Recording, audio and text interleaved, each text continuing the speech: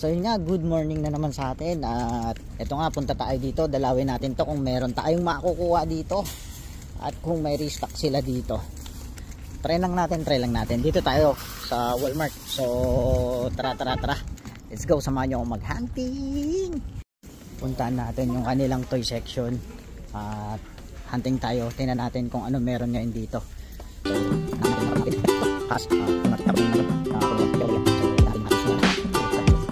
So dito na tayo. Puntahan natin dito kung may restock sila. Wala, zero rin yata dito eh.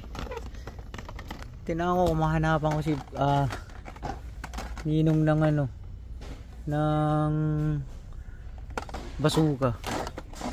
Wala boy. So yun nga, yung laman nila dito M2s.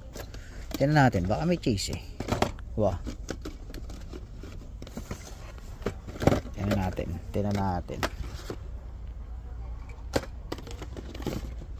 Wala na to. Bago pa naman lumabas to, wala nang chase to.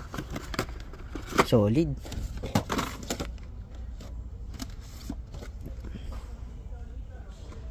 Wala. Mukhang wala yata tayo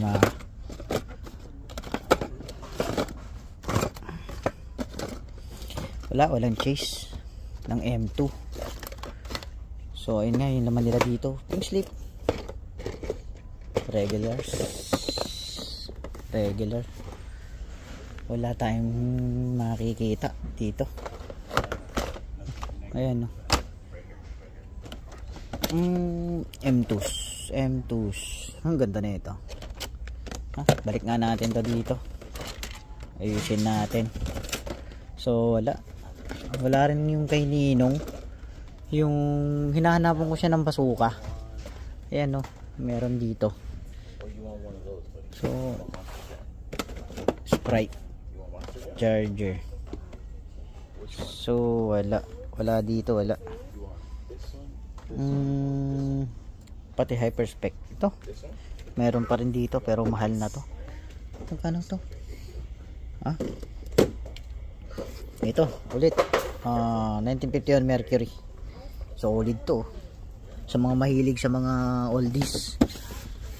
Ayan. Tapos andito pa yung pandito mini diorama na premiums, pero hindi ko nakukunin yan. Quaker Oats dito sa baba, wala. So same restock. Peg warmers.